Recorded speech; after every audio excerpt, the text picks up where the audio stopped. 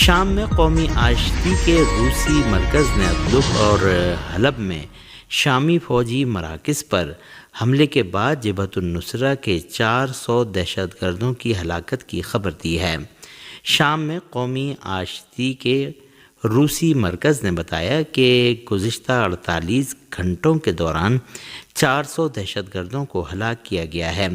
Report کے مطابق شامی فوج کے دادیخ مرکز میں جبہت النصرہ دہشت گردوں کے داخل ہونے کے بعد تقریباً 40 دہشت گرد ہلاک ہو گئے۔ شامی فوج نے ادلب اور حلب میں دہشت گردوں کے خلاف بڑی کارروائی کی اور البقوم سے دہشت گردوں کو باہر نکال دیا۔ شامی فوج نے اسی طرح ادلب میں دہشت گردوں کے خلاف کارروائی کر کے انہیں علاقے سے باہر دھکیل دیا، جبکہ حلب کے ہائی وے کو بھی شامی فوج نے اپنے کنٹرول میں لے کر اسے رفت و آمد کے لیے کھول دیا ہے۔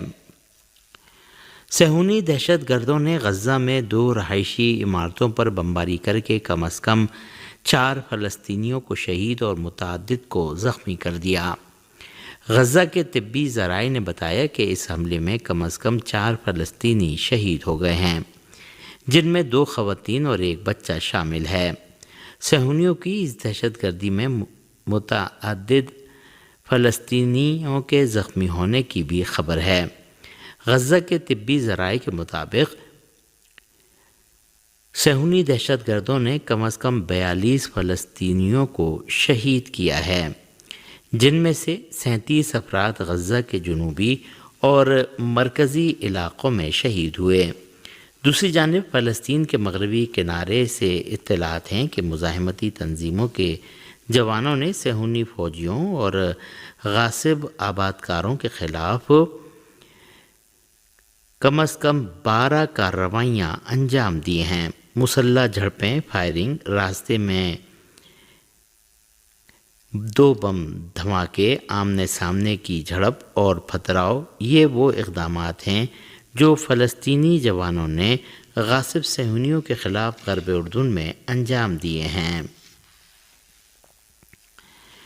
فلسطین کی اسلامی مزاحمتی تحریک حماس نے دنیا کے سارے ملکوں کے دارالحکومتوں میں مقبوضہ فلسطین کی غاصب صہیونی حکومت کی جارح فوج کے وحشیانہ جرائم کے خلاف وسیع پیمانے پر اور پرجوش انداز میں احتجاجی مظاہرے اور اس وحشی حکومت کے ہاتھوں غزہ کے مظلوم فلسطینی عوام کی جاری نسل کشی بند کرائے جانے کی ضرورت پر زور دیا ہے۔ فلسطین کی اسلامی مزاحمتی تحریک حماس نے فلسطینی عوام سے عالمی یوم یکجہتی کی مناسبت سے دنیا بھر کے عوام سے اپیل کی ہے کہ اپنے ملکوں کے دارالحکومتوں میں جمعہ، ہفتہ اور اتوار کو غزہ میں صہیونی حکومت کے جرائم بند کرانے کے لیے سڑکوں پر نکلیں۔ حماس کے بیان میں کہا گیا ہے کہ ہم دنیا کے تمام ملکوں کے دارالحکومتوں اور مختلف دیگر شہروں میں فلسطینیوں سے یکجہتی کے اظہار کے لیے عوامی تحریکیں تیز کیے جانے کے خواہاں ہیں۔ حماس نے اپنے بیان میں کہا ہے کہ فلسطینی عوام سے عالمی یوم یکجہتی کا دن ایسی حالت میں آیا ہے کہ غزہ میں 419 دن سے عام شہریوں پر وحشیانہ حملے نیز ان کی نسل کشی کی جا رہی ہے۔ تحریک حماس نے اس جانب اشارہ کرتے ہوئے کہ اقوام متحدہ کی جنرل اسمبلی نے 29 نومبر کو فلسطینی عوام سے عالمی یوم یکجہتی قرار دیا ہے اور ہر سال اس دن فلسطینیوں سے عالمی سطح پر یکجہتی کا اظہار کیا جاتا ہے۔ کہا کہ یہ دن اس بات کی یاد دہانی کراتا ہے کہ اقوام متحدہ سمیت سبھی عالمی اداروں کی ذمہ داری ہے کہ وہ غزہ کے مظلوم عوام کا صہیونی حکومت کے ہاتھوں جاری قتل عام بند اور جارحیت رکوانے کے لیے ہر ممکن کوششیں کریں۔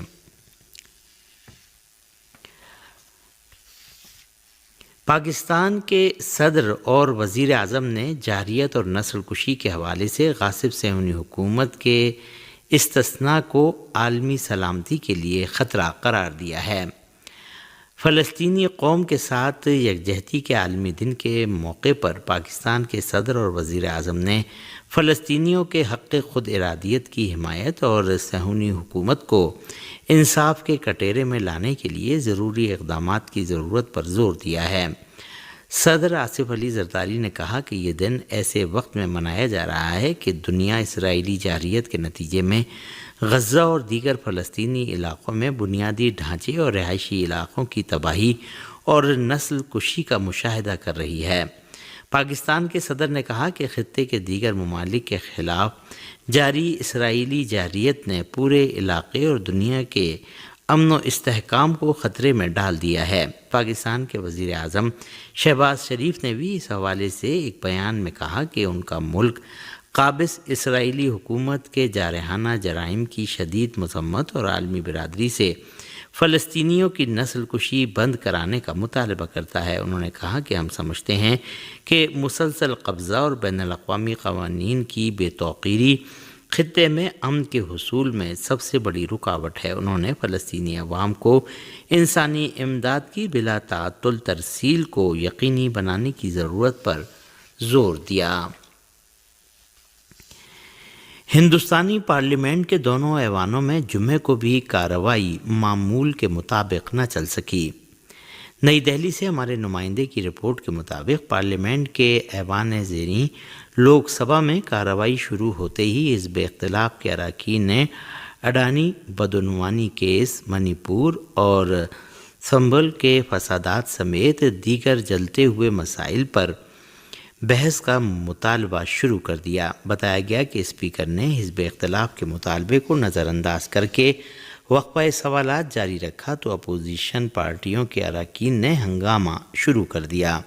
حزب اختلاف کے اراکین نے اسپیکر کی بار بار کی اپیل کے باوجود وقفہ سوالات نہ چلنے دیا تو اسپیکر نے کارروائی پیر تک کے لیے ملتوی کرنے کا اعلان کر دیا۔ کم و بیش یہی صورتحال پارلیمنٹ کے ایوان بالا راجیہ سبھا میں بھی رہی۔ راجیہ سبھا میں بھی حزب اختلاف کے اراکین نے وقفہ صفر اور وقفہ سوالات میں زبردست ہنگامہ کیا۔ حزب اختلاف کے اراکین کا ہنگامہ بڑھنے کے بعد چیئرمین جگدیش دھنکڑ نے ہنگاموں اور ایوان کی کارروائی معمول کے مطابق نہ چلنے دینے کو ملکی عوام کی بے توقیری سے تعبیر کیا اور کارروائی ملتوی کر دی۔ اسی کے ساتھ جنیوا میں ایران اور یورپی ٹرائیکا کے درمیان باضابطہ مذاکرات شروع ہو رہے ہیں۔ جنیوا میں ایران اور یورپ کی سفارتی ملاقاتیں موجودہ صورتحال سے فریقین کے باہر نکلنے اور آپسی کشیدگی کو کم کرنے کے لیے بات چیت کا راستہ اختیار کیے جانے پر منتج ہو سکتی ہیں۔ اس سلسلے میں فریقوں کی پہلی ملاقات جمعرات کو جنیوا میں ہوئی، جس میں یورپی یونین کے ڈپٹی خارجہ سیکریٹری انریکے مورا اور ایران کے نائب وزیر خارجہ مجید تخت روانچی اور کاظم غریب آبادی موجود تھے۔ مورا کے مطابق اس ملاقات میں جوہری مسئلہ یوکرائن جنگ میں ایران کی مداخلت کے دعوے، علاقائی کشیدگی اور انسانی حقوق کے دعوے اٹھائے گئے۔ یورپی یونین کی خارجہ پالیسی کے ڈپٹی سیکریٹری نے جنیوا میں ایران کے نائب وزرائے خارجہ کے ساتھ ملاقات کے ایجنڈے کا حوالہ دیتے ہوئے کہا کہ ایران کے ایٹمی مسئلے کو سفارتی حل کی ضرورت ہے۔ اعلان شدہ شیڈول کے مطابق ایران کا وفد جمعہ 29 نومبر کو 3 یورپی ممالک برطانیہ، فرانس اور جرمنی کے نمائندوں سے ملاقات کر رہا ہے۔ دو طرفہ تعلقات، جوہری مذاکرات، پابندیاں اور بین الاقوامی صورتحال جیسے مسائل یورپی ٹرائیکا سے ہونے والی ملاقات کے ایجنڈے میں شامل ہیں۔ اسلامی جمہوریہ ایران کے وزیر خارجہ نے کہا ہے کہ اگر مغرب اقوام متحدہ کی تمام پابندیاں دوبارہ لگانے کی دھمکی دیتا رہا تو ایران کی نیوکلیئر ڈاکٹرائن ایٹمی اسلحے کی سمت مڑ سکتی ہے۔ انگریزی اخبار گارڈین نے پرتگال کے دارالحکومت لیزبن میں سید عباس عراقچی کی غیر ملکی صحافیوں سے ملاقات کی رپورٹ میں لکھا ہے کہ عراقچی نے جنیوا میں ایرانی اور یورپی مذاکرات کاروں کی ملاقات سے قبل صحافیوں سے گفتگو کی۔ عراقچی نے صحافیوں کو بتایا کہ اگر مغرب اقوام متحدہ کی تمام پابندیاں دوبارہ لگانے کی دھمکی دیتا رہا تو ایران کے اندر جوہری بحث ممکنہ طور پر ایٹمی ہتھیار رکھنے کی طرف مڑ جائے گی۔